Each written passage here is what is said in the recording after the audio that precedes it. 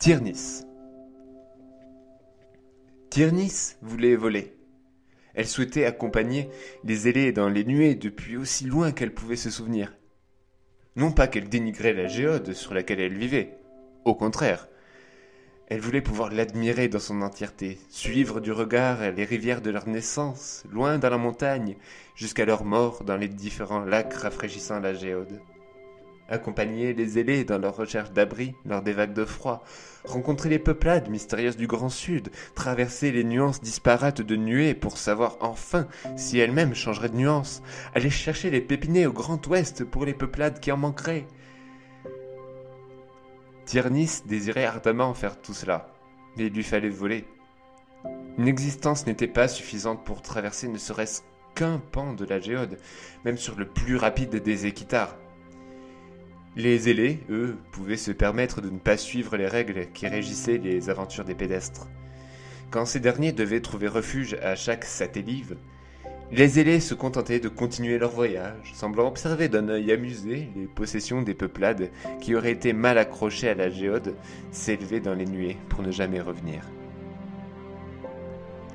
Quand ces derniers devaient trouver refuge à chaque satellive, les ailés se contentaient de continuer leur voyage, semblant observer d'un œil amusé les possessions des peuplades qui auraient été mal accrochées à la géode, s'élever dans les nuées pour ne jamais revenir. Les peuplades avaient appris à vivre avec cette mystérieuse force que la géode semblait oublier d'exercer sur eux lors des satellives.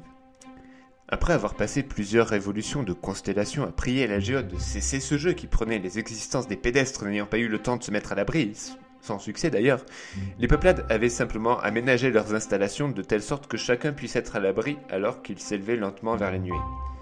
Un simple toit pouvait suffire tant que les bâtiments les retenant restaient eux-mêmes accrochés à la géode. Tyrnis avait elle-même vécu plusieurs satellives. La première fois, elle avait observé avec fascination les coussins, les couvertures, seuls objets à ne pas être attachés ou rangés, commençaient à se mouvoir lentement et allaient embrasser le plafond tout doucement.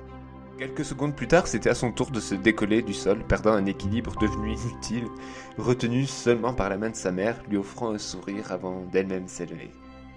Les coussins et les couvertures avaient formé une couche entre les pédestres et le plafond, rendant l'expérience encore plus agréable qu'inoffensive. Et Tyrnis n'avait senti que déception quand son poids avait commencé à se faire sentir à nouveau et à la ramener vers la géode quelques minutes plus tard. Lors des satellives suivantes, elle avait appris à apprivoiser ce changement d'état, effectuant des cabrioles sous les rires de sa mère. Puis sa mère était décédée, d'une affection que personne dans la peuplade n'avait pu guérir. Tyrnis s'était retrouvée seule avec ses souvenirs et son deuil, à observer inlassablement la géode et les existences la peuplant, et une curiosité sans pareille avait grandi en elle tandis que les révolutions des constellations suivaient leur cours. Tyrnis voulait maintenant voler. Non pas flotter dans un mouvement au contrôle réduit avec la sécurité des coussins et de la main de sa mère, mais bien voler, comme les ailés si indifférents aux états d'âme de la géode. Elle avait pensé à plusieurs reprises à se laisser emporter dans les nuées par le flottement des satellives, mais elle savait qu'en montant trop haut, elle ne survivrait pas et disparaîtrait. Plusieurs rumeurs se targuaient d'expliquer ce qui était arrivé aux pédestres, qui n'avaient pas trouvé d'abri à temps, expliquant qu'ils étaient devenus des ailés ou bien qu'ils continuaient leurs existences paisiblement dans les nuées. Tyrnis n'en croyait pas un mot. Elle respectait ces histoires et leur point de vue positif, mais les considérer comme une vérité un seul instant signifiait que sa mère aurait pu continuer son existence d'une quelconque manière, et Tyrnis ne pouvait accepter cela. Elle repoussait inlassablement ses pensées en étudiant les ailés et leurs miraculeuses facultés. Ces observations l'avaient amenée à se diriger vers le Grand Sud, direction approximative d'où les ailés venaient. Elle ne vivrait sûrement pas assez longtemps pour aller assez loin et trouver les nids des créatures, mais elle avait décidé qu'elle irait aussi loin que possible. Au bout de plusieurs révolutions de constellations, elle avait dépassé la dernière peuplade figurant sur sa carte, et était maintenant dans l'inconnu. En effet, Tyrnis se trouvait aux abords d'un terrain extrêmement sec, vide et granuleux, que personne n'osait approcher. D'après la peuplade la plus proche, lors des satellives, l'ensemble du sol se décomposait, s'élevait dans les airs, se transformant alors en piège mortel pour quiconque se trouvant là. Et les pédestres partis en exploration juste après une satellive, afin d'avoir le temps de traverser avant la prochaine, n'étaient jamais revenus. Il était donc impossible de savoir si ce terrain avait une fin ou composait la majeure partie de la géode. Malgré le danger, Tyrnis était déterminée. Elle attendit donc la satellite suivante et entreprit de commencer à traverser alors que les derniers grains quittaient les nuées pour rejoindre de nouveau la géode.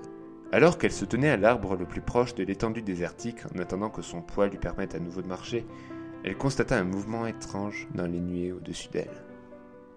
Les ailés, connus pour être insensibles aux satellites, se dirigeaient en masse vers le nord, dans des battements rapides et paniqués, encore jamais observés, semblant fuir le grand sud, quelque chose par-delà le terrain qui n'était plus qu'une vague géante composée de grains de géode parsemés. Le comportement inhabituel des créatures poussa Tyrnis à réévaluer son plan, et elle décida de ne pas tenter la traversée lors de cette satellite, mais de se concentrer sur le spectacle terrifiant qui se déroulait devant ses yeux. C'est ainsi qu'elle vit, à travers le rideau de grains qui retombait lentement, une ombre imposante se lever sur toute la longueur de l'horizon. Elle sentit la géode trembler violemment sous ses pieds, qu'elle venait à peine de reposer. Non, cette satellite n'était pas normale. Au fur et à mesure que les grains retombaient, l'ombre prenait plus d'ampleur et Tyrnis put commencer tant bien que mal à la voir plus clairement. Elle refusa tout d'abord d'accepter ce qu'elle voyait se dérouler devant ses yeux, puis, alors que les derniers grains rejoignaient le terrain redevenu sec et inhospitalier, elle se rendit à l'évidence. Cette ombre n'était autre qu'une partie de la géode qui se soulevait lentement.